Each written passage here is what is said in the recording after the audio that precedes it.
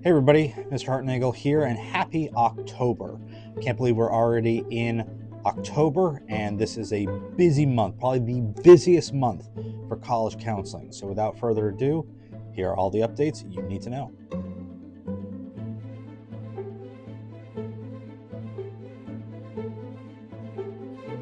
So congratulations is in order. We have a few students who have not only applied to some schools, but have already received acceptance letters. So for those of you who have gotten some good news, congratulations. We have a slew of schools, about a dozen schools, that have October 15th as their early action or early decision deadline. So if you are planning on applying to some of these schools, and the big three in Florida is Florida State, Florida Atlantic, and UCF, you'll want to get your application in ideally this weekend. We'll want to spend the next week or so making sure all your documents are received as well, because all three of those Florida schools, as well as a few of the out-of-state schools, do require that you self-report your transcripts.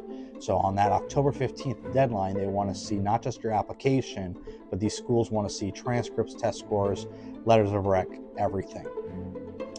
For the majority of the other schools, like the University of Florida, USF, FIU, and a few others, November 1 is their main deadline. So we'll want to make sure that we have our applications in, and then we have time to send in all of the other documents.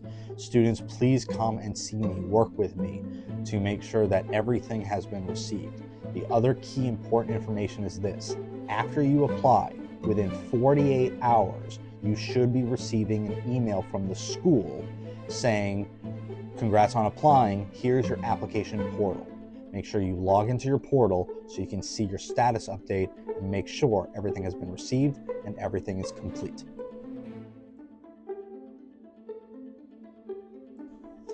Once again this year, we will have colleges visiting Grandview to present on their schools and provide information to our students. We already have a few schools signed up for the month of September, including the University of Miami and Virginia Tech. I will notify students when these schools are coming, but they will also be posted on the TV in the Great Room. Students will just need to RSVP with me and get permission to leave class. We are trying to get as many of these scheduled during CQ time, but some of them may be during the end of a class period or right at the beginning. We're trying to limit how many times a student misses class. We hope to expand the list in September and October, so stay tuned for which colleges will be visiting Grandview.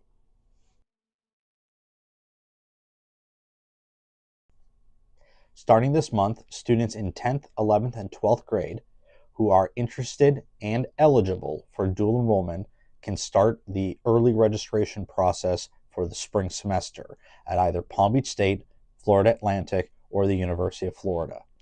Each three of those schools have different eligibility requirements, and each three have a different process in terms of signing up and registering for dual enrollment.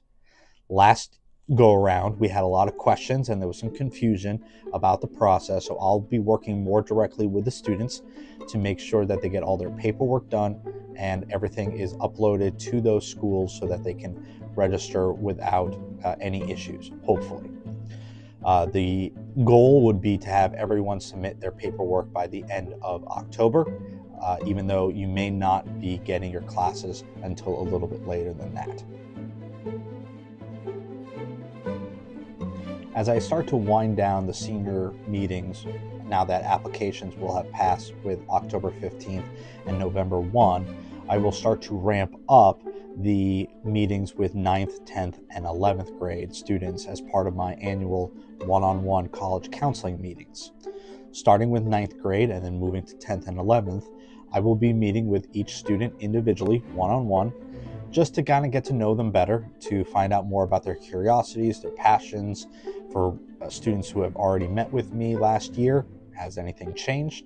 And for those who are new to Grandview, getting to know them a bit better. As I write a counselor recommendation letter for each student, it's important for me to get to know these students and to get to know them more on a personal level, but also finding out how Grandview could help facilitate and expand a student's curiosity and passions in any academic or extracurricular area. So I will start to send out emails towards the middle part of this month and meetings will start to happen in the latter part of the month. Emails will say the student's appointment time, and parents, you will be CC'd on this so that you can help me remind them of those appointments. Parents, if you would like to attend those meetings, you are absolutely invited to attend those as well. But they will be happening during the day, most likely during the CQ time. So if you're not available, I'd be happy just to send you a recap of what we talked about. Students, it'll just be a quick one-on-one with me, no pressure, and we'll go from there. Thanks. This month I had the great opportunity to interview Lily as part of my next episode of Beyond the View. So here's a clip. Be sure to check out the YouTube channel for the full episode, as well as all of my other videos, including this video for the October monthly update. Any experience from your time at Grandview that has been the most impactful now in college, that because of what you went through, learned, did at Grandview, you could really see it translate, has been the most impactful? I'd say the ability that at Grandview, I had great environment for learning how to advocate for myself for a ton of different reasons. I actually was reading through my college essay the other day for Josh, and and I was like, yeah, I talked about like being able to advocate for myself. But no, truly like learning that at Grandview throughout, frankly, my entire time there has been the biggest help for me, because I'm usually one of the only consistent students who attends office hours. Like it's Nice. it's not a common thing. No, Or it's not. or who goes to the teacher who is kind of, sometimes, yeah, low-key kind of scary, but I'm like, hey, I need something and I need help from you, and I want to, pass and succeed in your course, and you were the one who fit my schedule, and we're gonna make it work.